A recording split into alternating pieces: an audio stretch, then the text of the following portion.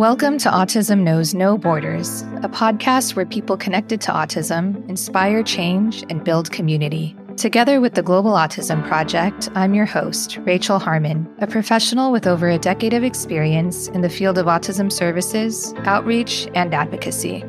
This episode with Ayu Suparman was originally released on February 18th, 2021.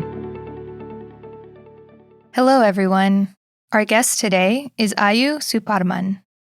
Ayu is a mother to two young boys, the eldest being on the autism spectrum. Living in Singapore, she and her husband host a podcast called Parents Made Special, in which they share information and resources for families in their community. In today's conversation, Ayu talks about the different levels of autism awareness across Singapore's cultural landscape, the types of services available for families, the questions she asks herself regarding her son's future, how she and her husband work as a team, and why they started their podcast. In this episode, discover what's possible when safety invites honesty. For more information about Ayu, please visit our show notes at autismknowsnoborders.com. And now, I present you, Ayu Suparman. Hi, Ayu. Welcome to Autism Knows No Borders. Thank you for being here today. It's my pleasure, Rachel. Could you please briefly introduce yourself? Yep, sure. So my name is Ayu Suparman and I'm from Singapore. I have a son named Nasir who is diagnosed with autism at the age of 3. So basically, I'm a working mother and at the same time, I do have my separate podcasting in regards to autism as well. Yeah, wonderful. And we'll talk about your podcast later on. Yeah, sure. Let's start with talking about the level of understanding of autism in Singapore. So for Singapore itself, we do have like an annual event where we call it Purple Parade. This is to actually raise awareness and campaign for the inclusion of the disabled in Singapore. So I would say when I was actually younger, there was no educational learning like what is special needs, what is inclusive community, what is disability. So from young itself, we are not open to all this. So if in regards to awareness, I would say it's pretty much low, your understanding like what is autism, unless you are an educational person, a medical line, or you're actually a parent whereby your son or your daughter is diagnosed with this disability. Mm-hmm.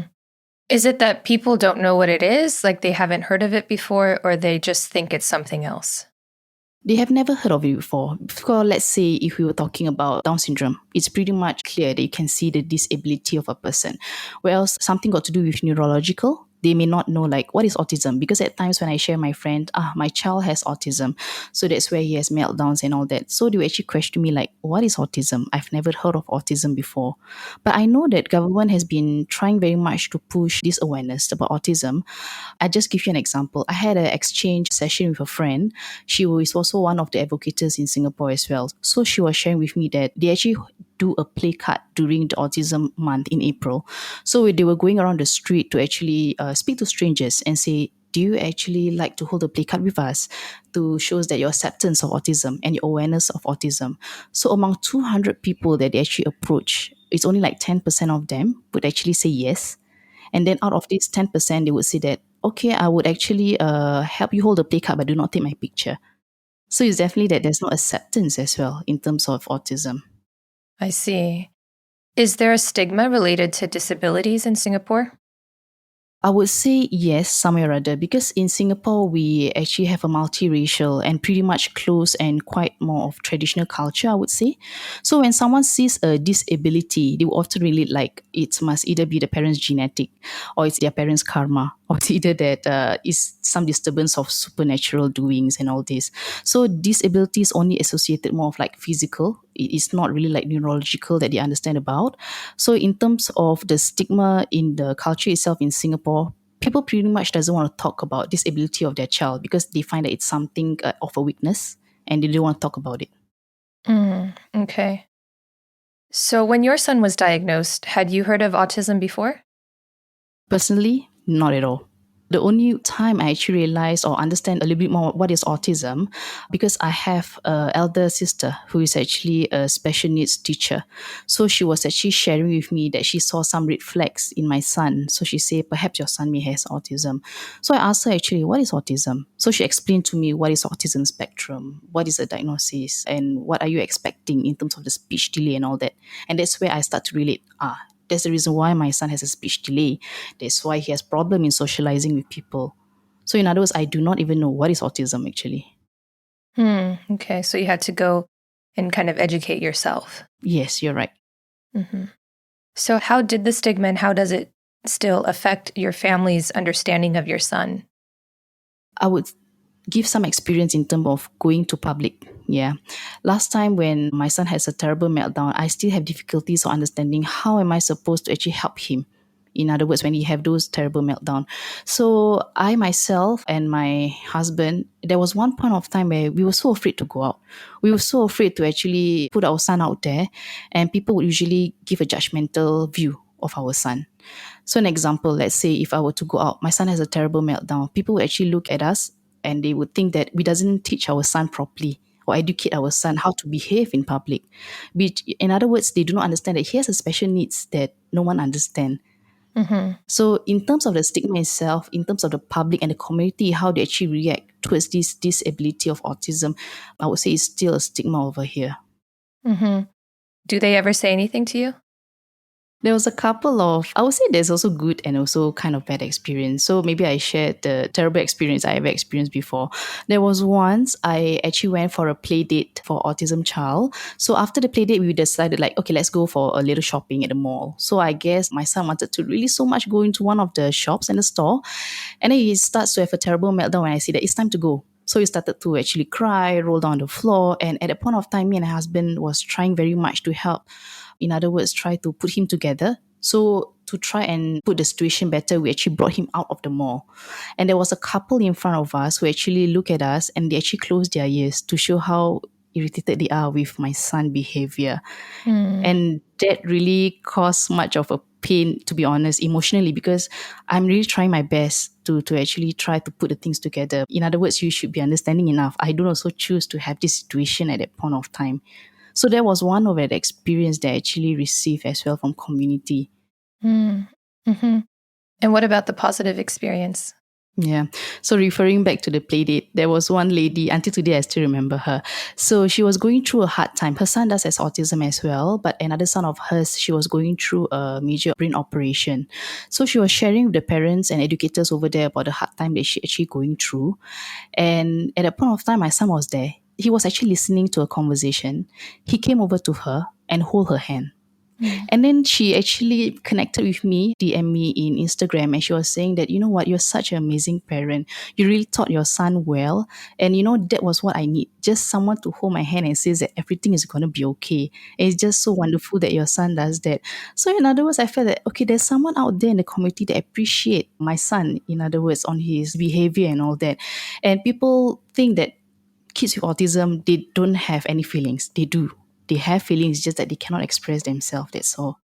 Yeah, that's really sweet that he did that. Yes, yes. So how about your extended family? Do they understand your son's diagnosis? Do you have a hard time explaining it to them? To be honest, my side, they were pretty much understanding. They gave a lot of support because at first, some of them doesn't know what is autism. So after my sister actually explained to them what is autism all about, they gave a lot of support. Even my late father, he also gives support by sending my son to therapy session every weekends. I do have a helper at home as well. She tries as much to be understanding on my son's condition. So we educate everyone along the way. But they include him as well in the play, even the cousins as well, despite his condition. You know, last time, I still remember my nephew and niece ever asked, why is he not talking? Why is he not responding? Why does he doesn't want to play? But after we actually explained to him, he's a bit different. He's a bit special. So in other words, we do have a lot of support. But from my husband's side, my husband is an Indonesian. So again, Indonesia culture as well, community, they are pretty much closed. Autism itself, because it's not so known as well, because he doesn't come from Jakarta. I think Jakarta is much stronger in terms of understanding and awareness. He comes from Jogja. So when we try to explain to his his family members, my son is diagnosed with autism, I do not know whether it's more of a denial, but they were saying, are you sure that Narcissus has autism? I don't think so. Maybe he's just, what do we call it, late boomers, a bit slow in understanding things. So that's how it is. It's a bit different in terms of, I would say, acceptance as well for both family. Mm-hmm. And in Singapore, because it's kind of a melting pot of different cultures, do you think there's a difference in the attitudes towards autism from the different cultures in Singapore? It does, actually. When I speak to someone who is from, let's say, a Chinese background, they will also say the same thing, and they face the same stigma as well. They will say that, for every Chinese family, whenever they came to the person's house, they need to actually acknowledge the uncle or the older ones. So when the acknowledgement was not there, they find that, again, you didn't teach your son or your daughter properly in terms of manners. Same goes for the Malay community. Some would think that it's supernatural, disturbance and this kind of thing. So different culture have different beliefs. The stigma is still pretty much strong in different culture as well over here. Okay. And do you notice a difference in how mothers and fathers deal with and process their child's diagnosis there? It definitely does. I think as a woman, it's quite a nature that we are more outspoken in sharing our feelings on how we feel about the diagnosis, about how we felt about the challenges and all that. But I think in terms of my husband, he's pretty much a person whereby he doesn't really talk much. Even when there was a stage of denial, he would just keep to himself. But I would say that I have a very supportive partner. In other words, that some fathers, they don't get involved in terms of the therapy session, but my husband do. He tried to be involved every time when there's a play. He tried to actually take time from his busy schedule to play with my son. And I think parents, including fathers, you guys are so important as well to help us embrace this journey together. Sometimes people would say that, especially Asia, they would say that it's always the mother responsibility to take care of the child. But it's not true. We need 2% at the same time to go through this together. Yes, exactly. Mm-hmm. So what was that acceptance process like for you and your husband? It was pretty hard, to be honest, because the first time when I still remember when the doctor was telling me that your son may actually has autism, and when they finally diagnosed him with autism, I was pretty much upset, to be honest, because I was thinking like, is it because I didn't take care of my pregnancy well that causes all this? Is it because I ever did something wrong and then, this hits me back? Is it my genetic? Is it my husband's genetic? It was really hard, but this boy is really a miracle. You know that every time when we talk about financial, about sending people for therapy and all that, we know it's costly. But when my son actually come to our world, everything really just falls in place. Even when time I don't even look for a job, people actually call me and say, hey, I found your resume. Your resume seems interesting. Can I actually interview you? And everything just falls into places. If you want to say whether are you actually financially struggling in terms of being able to send him to therapy, I would say no, because it just comes and falls into places. And I think it's God's will that he wants it to be in place. And there was one time that I was actually questioning myself, why does actually I'm gifted with a special needs child? And then after a while, I told myself that, you need to embrace this. There's always a reason why actually God gifted and choose you to take care of him. Maybe you can be a good mother to him rather than other ones out there. So that's what kept me going all the time. And in terms of my husband, it's kind of the same. There was one point of time we kept quiet and we felt that, is it because something that we did, is it our genetic? But after we talked about it together, we were thinking that, no, this is not the way we should be. We should embrace this together. And that's why we start to send him to therapy session. We start to bring him out, let him have fun, play outside. And we don't really care so much about what the community thinks anymore about my son. Yeah, it's so important to work together also, and having a solid support system will just go a long way for your child's life. Definitely. Can you talk about the kinds of services that are available for families there in Singapore? So in Singapore, actually, it's quite compulsory where we send our child for vaccination. So there will be like milestone checks at the same time. So when they do suspect a delay in the development, the clinic will actually refer us to the hospital. So when we're at the hospital itself, there is going to be a few assessments done to determine on the diagnosis itself. There's one of the things that government actually give to extend to actually create awareness as well about development milestone. And in case our son is actually suspect or diagnosed, they will actually recommend us to go for, we call call it EPIC Center over here. So it's an early intervention center where all infant and children with disability go to. They given support system as well to prepare them for the admission of their mainstream or for them to go special school after 6 years old. And after that, there's also special school as well to support them. In the mainstream, there will be also special needs educators as well who are trained to take care of these kids. In other words, government also do give talks as well for all the parents out there to give awareness. So these are the initiative that is given. There's also subsidies as well for parents, but of course depending on your financial tiers at the same time. So all these are actually given as well from the government. That's great. So even with all of this government support, there's still some kind of shame that families feel about their child's diagnosis. They do. As I shared, it's because of when we were younger, there was no educational understanding of this disability.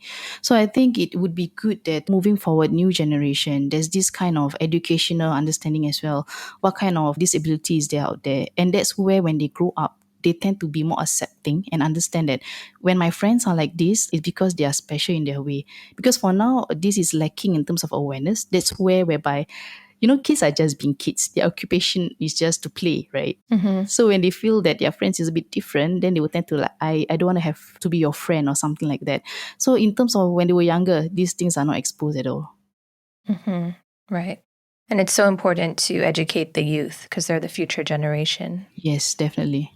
Is there any ABA therapy in Singapore, applied behavior analysis? There is ABA services as well in Singapore, be it by the government or be it by private therapists as well at the same time. So if you're actually interested to find out more, for the rest who are actually looking for answers, you guys can actually tap into any of the ABA services out there. Everyone is actually trained to do so because in order for them to be certified, they have to go through several years of experience and training as well. So all these are also available out there. In any case, if you're wondering what is ABA. Okay, great. And when you were looking for services for your son, what was that experience like? Because sometimes parents, they, just go to Google and they, so much information, misinformation comes up also. How are you, as a parent, able to choose what's best? For me, I did a lot of research. Really a lot of research. Like you say, go to Google, search whatever therapy is there out there for our son.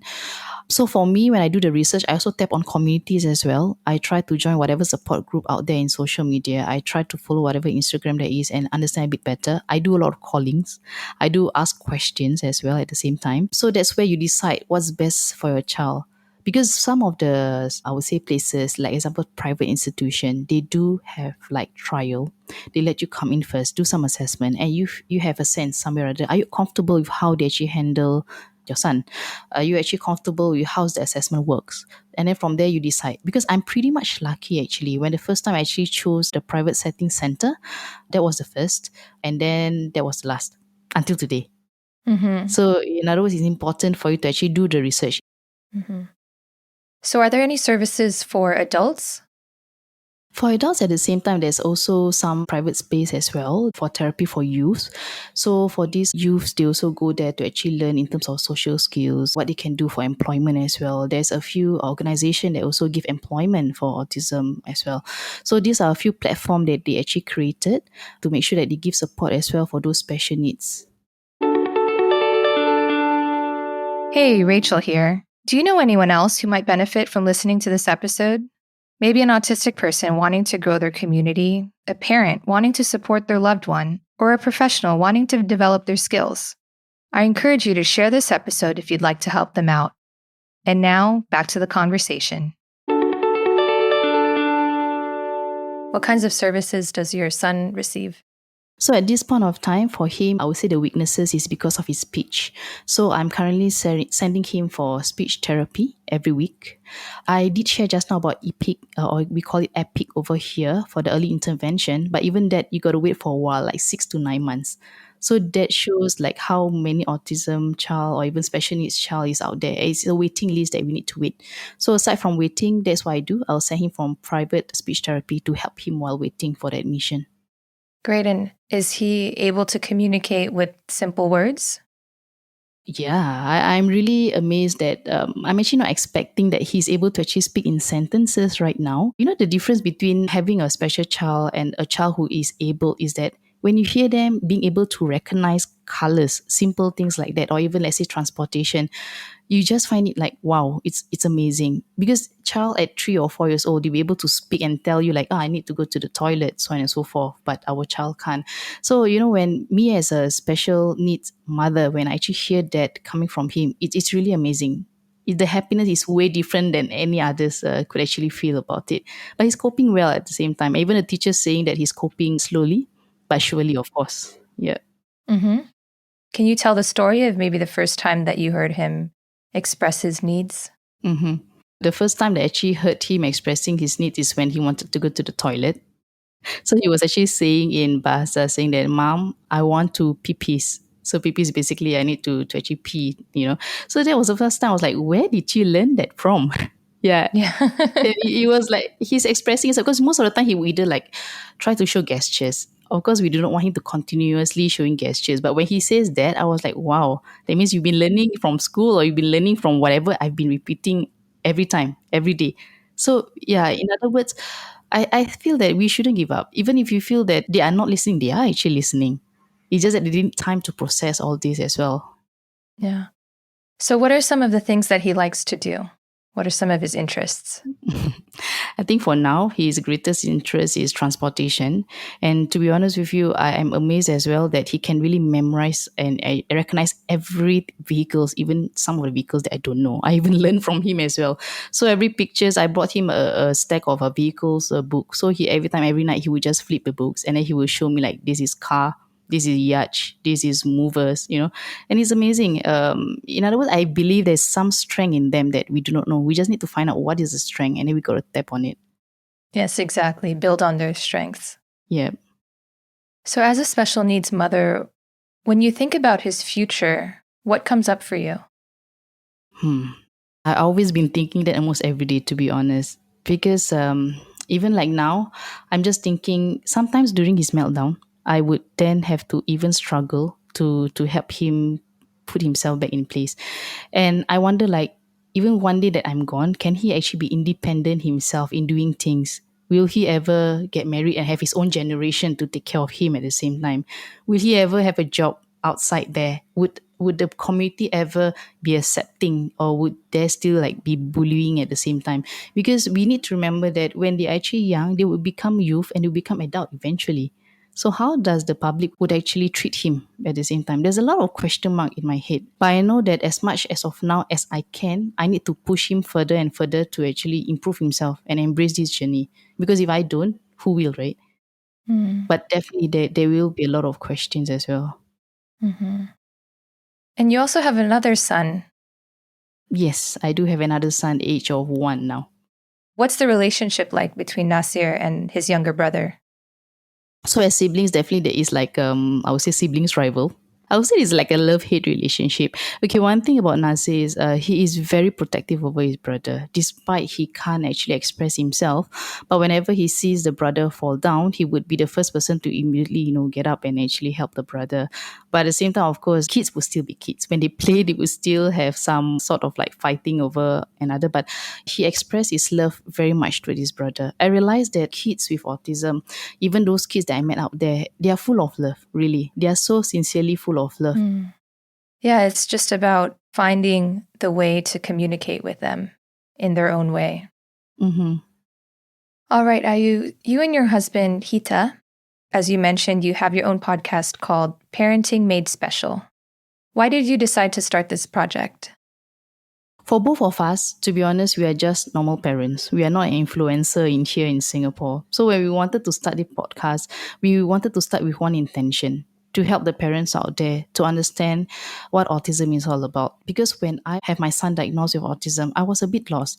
I do not know where can I actually hear real stories. Am I the only one who's actually struggling and going through this? Is there anywhere that I can actually find help? Just to hear people talking, therapists coming forward to share their experiences or what I can learn. I cannot find anything in Singapore. Most of the time, it's either that they post in social media, but we as a working parent, we do not have time to sometimes look through the social media at the same time. So I was telling Hita, you know what? I think we should do this for the community. We should stop this stigma. We should stop this taboo that people is having about autism. Allow those working parents to actually hear and learn along the way while they're actually going to work, listen to podcasts, and these are the things that they can relate to. We want to make things more relatable. So for us, both of us had totally zero knowledge of podcasting. We went to take up some courses to learn and start to approach people as well to see whether would you like to actually come in and be one of our guests and all that. So yeah, that's how it started. It's just about, like I say, just one intention to help all the parents out there. Mm-hmm. You just launched in January, right? Yeah, pretty recent, just January. Okay.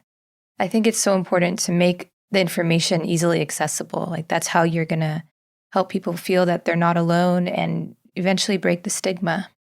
Yeah, you're right. And even if as such, it's really hard for us to also find guests to come forward as well.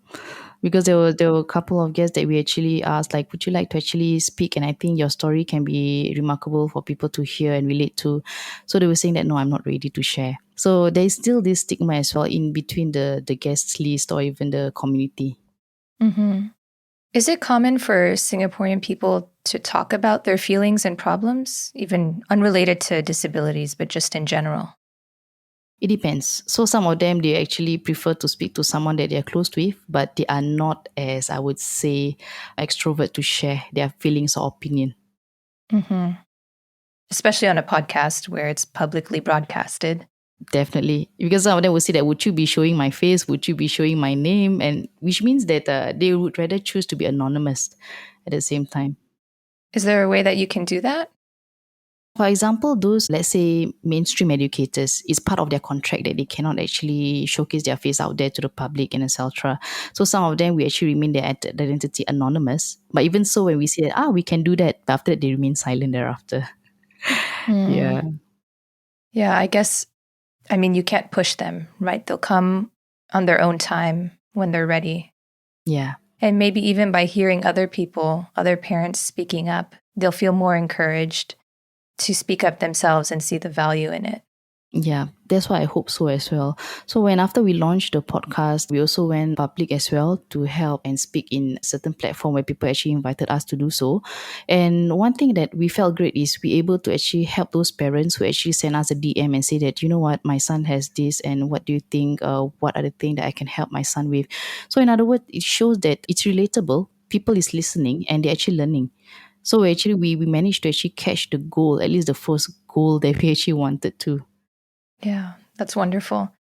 Do you receive any criticism for speaking up? Me and my husband actually put this in our mind. Whatever criticism that we're actually going to receive, we're not really going to care. Because what we're doing is for the good of the community. It's nothing disgraceful.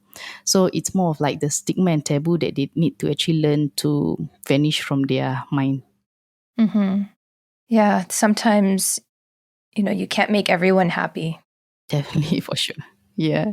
And there's sometimes room to offend people in different ways that you're not even expecting, but you can't let that stop you. And you have to keep your eye on the main mission, like you said. Mm-hmm. I think it's a bit different. I think in terms of our culture and the culture over at your end, I think you guys are more open in sharing whatever they feel or whatever they actually understand about autism or disability. But over here, it's really difficult to get people to open up and talk. Mm-hmm. My mother's Filipino. Mm-hmm. And so I understand a lot about Southeast Asian culture. I know it's different, the subcultures within, but I know what you're talking about. There's this idea that you just kind of have to brush everything under the rug. Like you don't really talk about the real problems. Yeah. Because it gets uncomfortable, it gets awkward, people don't know how to respond. Yeah. Because in Asia, we are always being brought up to always say that bring the good name of your family. But yes, bringing the good name of the family is one thing, but every family has issues and problems, isn't it? Mm-hmm, mm-hmm. So that's one thing as well that people need to understand between bringing in the good name of the family and being open to certain things to listen. Yeah. And I think, once someone starts, once one person kind of breaks that and shows the vulnerability, then it leaves a little bit of room for the other person to reciprocate. Like, oh, okay, I can actually talk about these things. And then it becomes a safe space. Yeah.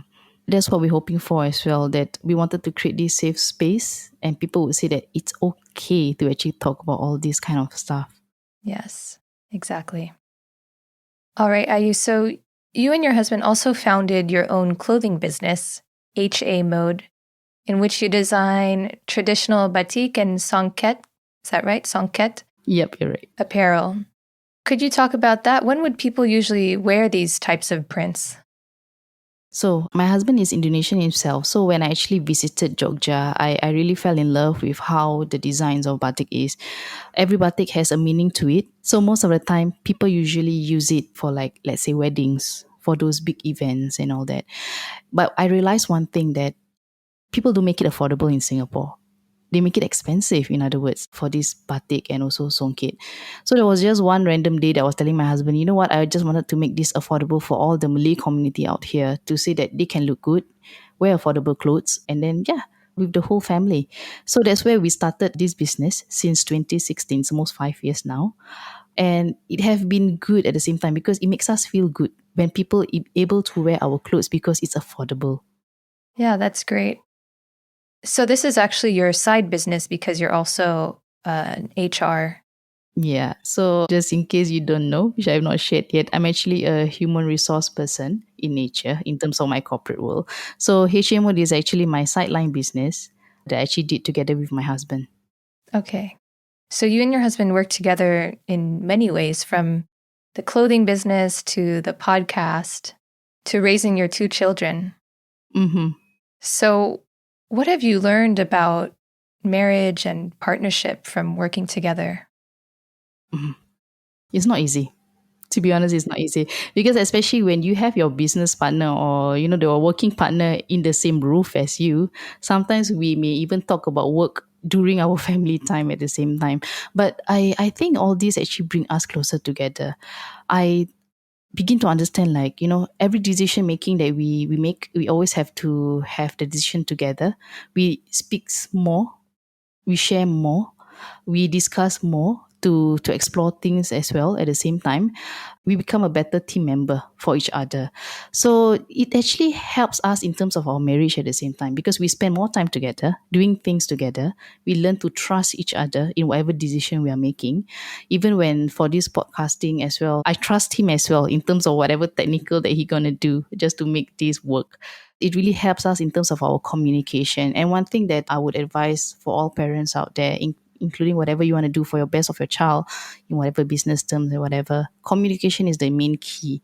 Anything that you are not comfortable with, speak it out with your partner. Anything that you need help with, seek help with your partner. It's all about communication. Mm-hmm. Mm-hmm. Yeah, exactly. I've learned that also because my husband edits this podcast. And so we've had to learn a new way to communicate with each other. And it's funny you're saying that sometimes the work conversation spills over to the family time. Mm-hmm. And we've had to set boundaries. Like, okay, we're not going to talk about how we're going to edit the podcast at lunch, because also now, because of COVID, we're 24/7 always together. We can't go out even outside of our city because of the restrictions. Mm-hmm. So finding that balance, I think, is so important. Right. I'm not going to lie and say that I'm going to paint a beautiful picture and tell you that everything going to be smooth sailing for both of us. There will be time there's going to be a fight, and a big fight, and then we tend to not talk to each other at all about, just work stuff. But at the same time, after the whole small fights, at the end of the day, we are still family. We're still going to come back and we're still going to talk about it. That's where they say that sometimes family makes a good business partner at the same time. It depends on how you actually see it. Oh, yeah, that's true. Right. Yeah. Yeah, especially, and then you throw in, that you are raising a child with autism. And I don't mean to make it sound so negative, but, there's a high rate of divorce among parents of special needs children just because of the stress. And sometimes there's blame on other people, and maybe some people feel like the other is not putting in their part of responsibility or acceptance. So it's important to talk about these things also so that people can kind of be reminded what it takes to have a healthy relationship. Yeah, you're right. It's not easy, but like I say again, it's really teamwork, especially raising a child with autism. I know it's not easy, but it's really the teamwork that we need to actually have the understanding that we're raising this child together. It's not about you as a mother, you take care of the child. Well, I'm the father, I'm supposed to take care of in terms of the money income that's coming in now. It's important that they have both father and mother's love at the same time. Yeah. Could you give an example of how you and your husband practice that teamwork together when raising your kids? I think very simple gestures. For example, let's say when Narcis has a very bad meltdown, I would try first to be able to help him with that situation. And then my husband would actually see. If he sees that I'm actually struggling, he would come in and have, okay, I'll take over. I got this. I got your back.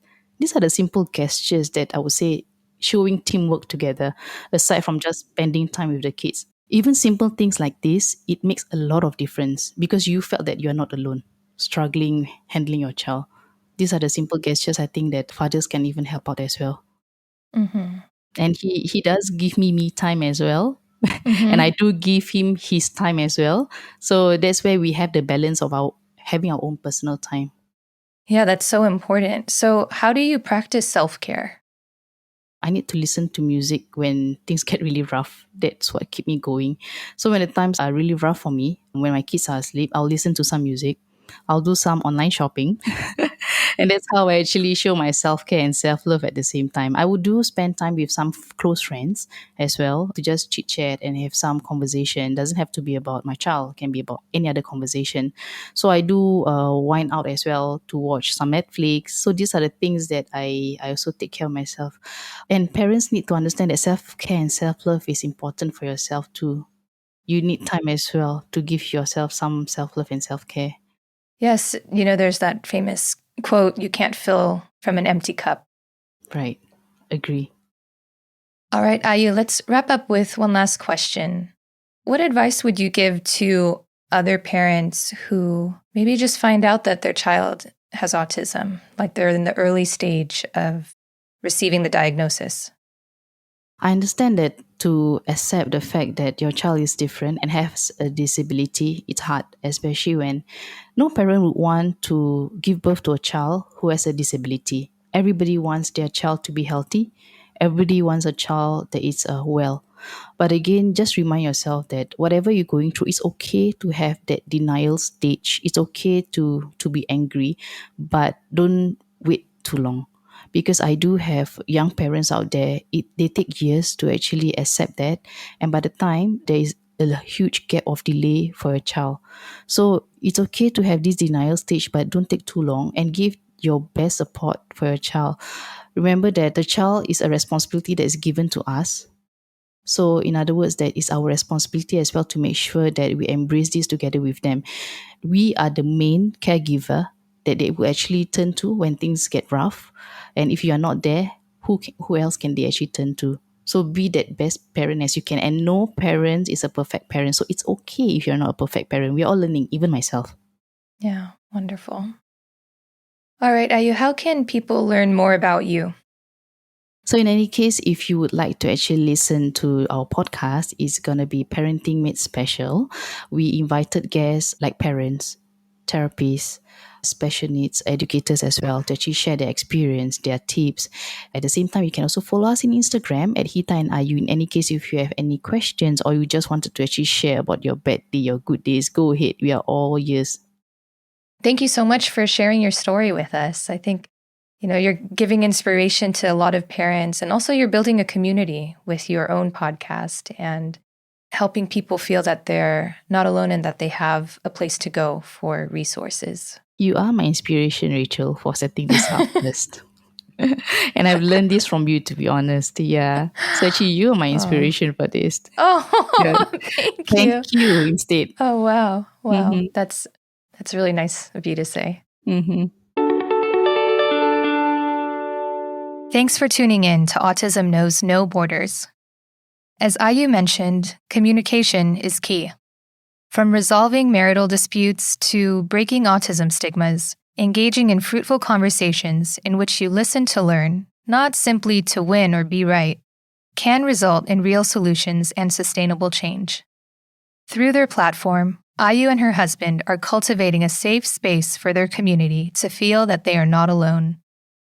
Talking openly about the struggles and joys related to autism can help validate other parents' feelings and model that disability shouldn't remain taboo. Speaking up can be scary and sometimes even dangerous. It's easy to feel frustrated, judged, and rejected. However, if we can share from our heart, we give other people a chance to do the same. In psychology, this phenomenon is described as emotional contagion. In other words, we have the power to create a ripple effect of compassionate understanding and human connection. When was the last time you shared yourself authentically? How can you create welcoming spaces for people around you? If you enjoyed this episode, please share it with one person who you think will find value in it too. By doing so, you'll be helping our mission to improve access to autism services around the world. Thanks for listening. Take care.